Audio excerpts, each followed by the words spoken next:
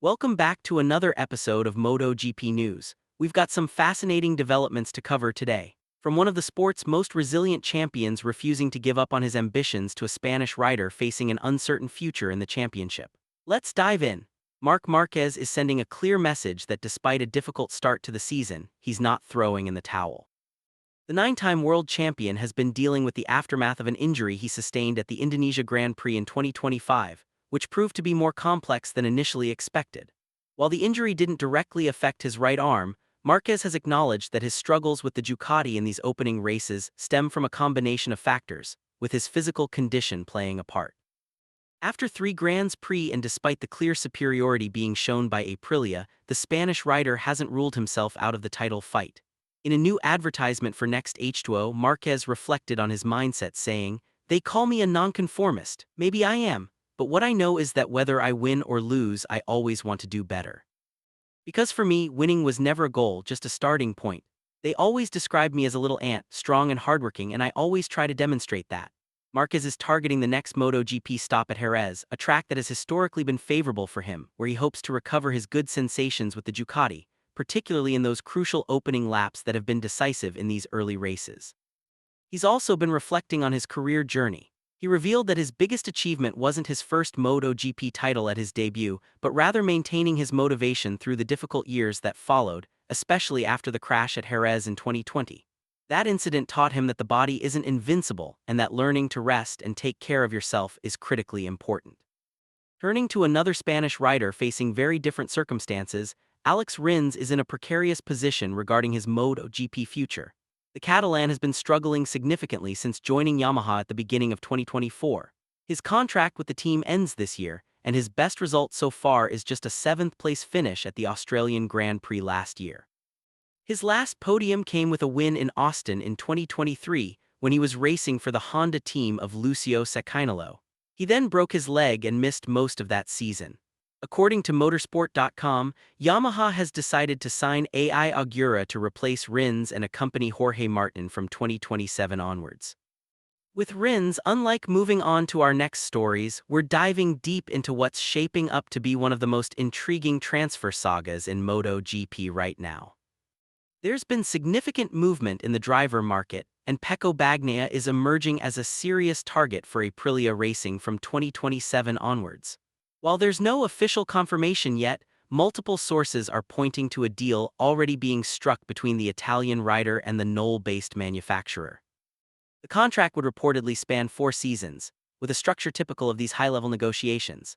Only the first 2 years would be fully guaranteed, leaving room for review based on performance. This move comes at a crucial juncture in Bagnaia's career. He was the back-to-back world champion in 2022 and 2023 with Ducati Lenovo team, and he was fighting hard for a third consecutive title, before ultimately being overtaken in an intense battle with Jorge Martin.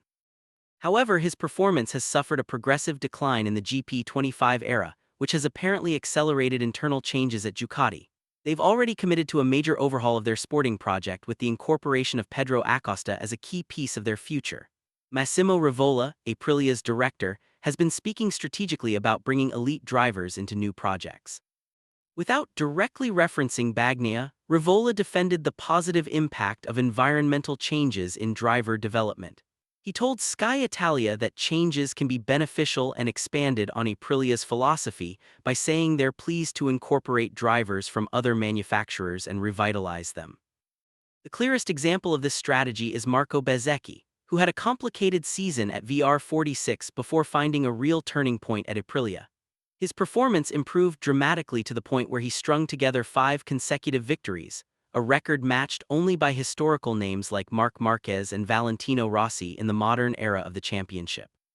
This case has become Aprilia's main internal argument for defending their ability to transform the performance of drivers arriving from other technical environments. Speaking of Bezzecchi, this brings us perfectly to the second story, because right now at Aprilia, there's considerable internal tension between their 2 top drivers. After the double podium in Austin, the title fight between Bezzecchi and Martin has become exceptionally tight, with just 4 points separating them in the championship standings. Bezzecchi's victory in Austin not only consolidated his position at the front of the general classification, but also reinforced Aprilia's hopes. And finally, we close out today with some fascinating insights from the paddock that really show us the different perspectives on what it takes to succeed in this sport. First up, Scott Redding has been making headlines with some pretty bold statements about the current MotoGP grid. The 33-year-old, who's now racing in the British Superbike Championship, didn't hold back when discussing Alex Rins and his place in MotoGP. Speaking on the Full Chat podcast, Redding questioned why Rins has maintained his factory Yamaha seat for the past couple of years.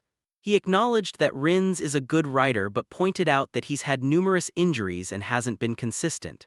But then Redding went further, suggesting that nationality plays a role. He said, "Is he Spanish? It shouldn't be like that, but he is Spanish," implying there might be other factors beyond pure performance keeping the Barcelona rider on the grid. He went on to criticize the lack of British riders in MotoGP, saying the absence of any British drivers in the championship is absolutely crazy. Now it's worth putting this into perspective. Rins, who is currently 30 years old, has an impressive resume that arguably speaks for itself. He's a former CEV 125 cubic centimeter champion, fought for the Moto3 title down to the wire in 2013, and has achieved 6 victories in MotoGP, including a third-place finish in the championship with Suzuki back in 2020. He's currently working on developing Yamaha's new V4 engine in what the Japanese manufacturer hopes will be a long-term project. Despite the team struggling in the results so far this season, speaking of Yamaha's struggles and the broader challenges teams face, David Tardazzi, the team manager of Ducati Lenovo, has been offering some really insightful reflections on what makes a successful team and rider partnership. In an exclusive interview, Tardazzi opened up about 2025 and why it wasn't his best year. He admitted that Pecco Bagnaia struggled with the new bike, and while Marc Márquez's season ended poorly due to injury from Indonesia, Tardazzi emphasized that wasn't Marc's fault. What's fascinating is how Tardazzi analyzed Pecco's problem. He explained that the issue wasn't Marc as a teammate, but rather Pecco's mindset toward the new motorcycle. Tardazzi revealed that Pecco essentially wasn't prepared to lose races, and when he realized he couldn't win, he tried to force results without being mentally ready. But Tardazzi had high praise for both his riders as intelligent individuals first. When asked if he'd ever seen anything as exceptional as Marc, he compared him to legendary names like Angel Nieto and Giacomo.